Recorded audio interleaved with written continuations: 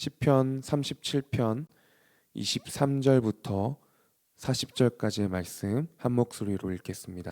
여호와께서 사람의 걸음을 정하시고 그의 길을 기뻐하시나니 그는 넘어지나 아주 엎드러지지 아니함은 여호와께서 그의 손으로 붙드심이로다.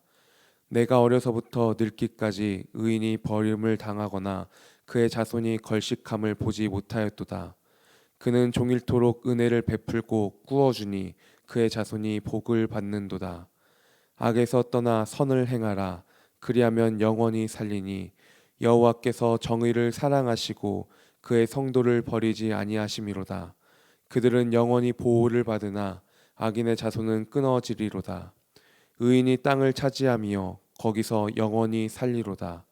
의인의 입은 지혜로우며 그의 혀는 정의를 말하며 그의 마음에는 하나님의 법이 있으니 그의 걸음은 실족함이 없으리로다. 악인이 의인을 엿보아 살해할 기회를 찾으나 여호와는 그를 의인의 손에 버려두지 아니하시고 재판 때에도 정죄하지 아니하시리로다. 여호와를 바라고 그의 도를 지키라. 그리하면 내가 땅을 차지하게 하실 것이라. 악인이 끊어질 때에 내가 똑똑히 보리로다.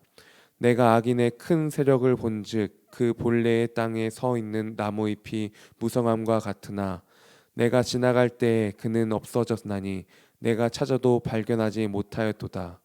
온전한 사람을 살피고 정직한 자를 볼지어다. 모든 화평한 자의 미래는 평안이로다. 범죄자들은 함께 멸망하리니 악인의 미래는 끊어질 것이나 악인들의 구원은 여호와로부터 오나니 그는 환난 때에 그들의 요새이시로다. 여호와께서 그들을 도와 건지시되 악인들에게서 건져 구원하심은 그를 의지한 까닭이로다. 아멘. 오늘 본문 23절에 보면 여호와께서 사람의 걸음을 정하시고 그의 길을 기뻐하신다라고 말씀하고 있습니다. 여호와께서 사람의 걸음을 정하셨다라는 것. 그러니까 우리는 그분의 인도하심을 따라 그분과 동행하며 우리의 인생의 길을 걸어가야 하고, 그렇게 여호와께서 인도하시는 길을 여호와와 함께 걸어감 가운데 그 길을 여호와 하나님께서 기뻐하신다라는 겁니다. 그런데요, 그렇다고 그 길을 걸어감에 있어서 우리가 어려움을 겪는 것이 아니라는 것은 아닙니다. 그 길을 따라가는 의인의 삶도요, 때론 역경을 만날 때가 있지 않습니까? 의인의 삶 가운데서도 고난이 있습니다.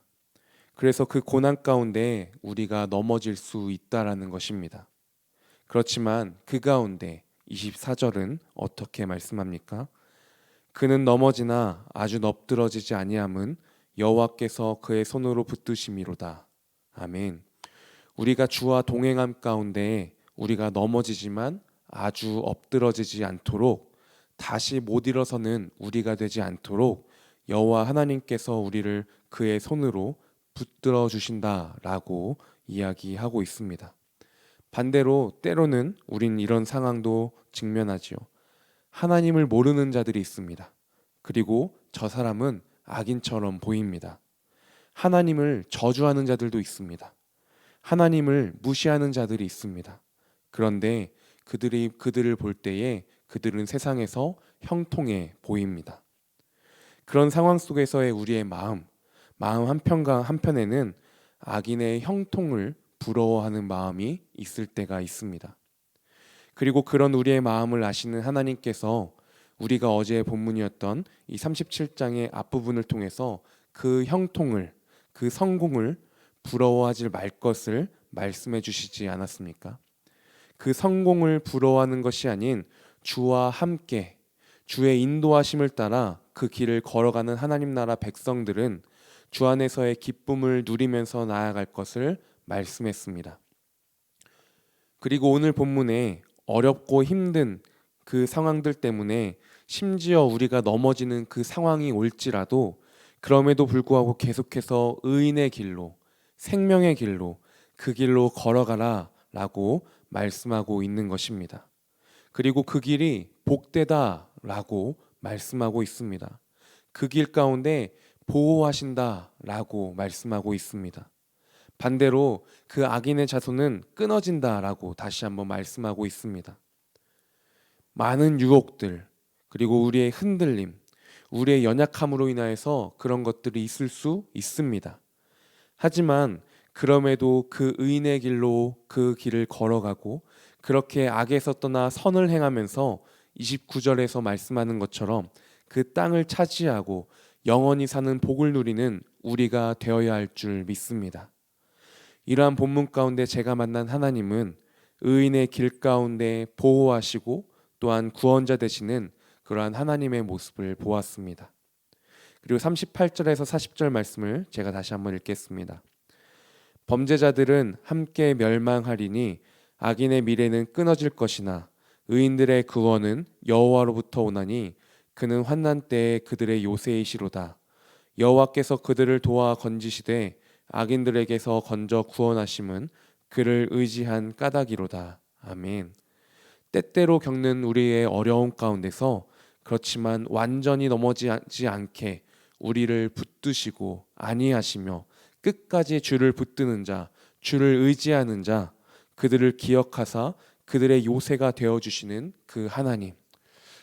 우리가 눈에 보이는 이 세상의 것들에만 우리가 집중하면서 그것들만 바라보며 나아갈 것이 아니라 어떠한 상황일지라도 그 안에서 참 평안을 누리며 그 안에서 감사할 수 있으며 그 안에서 승리하신 주님, 그리고 우리에게 승리를 주시는 주님, 우리를 보호하시며 구원하시는 그 여호와 하나님의 모습을 기억하며 오늘 하루를 시작하는 복된 우리 성도님들 되시기를 소망합니다. 그렇게 하기 위해서 우리는 어떻게 해야겠습니까? 31절 말씀에 그의 마음에는 하나님의 법이 있으니 그의 걸음은 실족함이 없으리로다. 또 34절에 여호와를 바라고 그의 도를 지키라 그리하면 이라고 말씀하고 있죠. 여호와 하나님을 향한 그 마음이, 그리고 여호와 하나님의 그 말씀이 내 안에 우리들 가운데 있어야 하는 것입니다. 말씀을 따라 살아가야 하는 것이지요.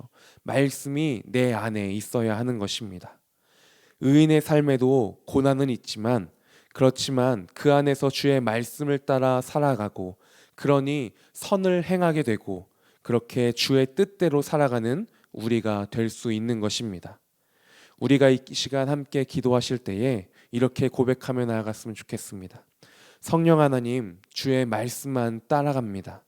주의 말씀 따라 내가 가오니 악인의 형통함이나 그 다른 것에 우리의 시선을 빼앗기지 않고 오직 주 여호와 하나님만을 바라보면서 오늘 나에게 주신 삶 가운데서도 그리스도인으로서의 생명의 길을, 의인의 길을 걸어가게 하여 주시옵소서. 이러한 고백으로 이 시간 함께 기도하며 나아가겠습니다. 함께 기도하시겠습니다.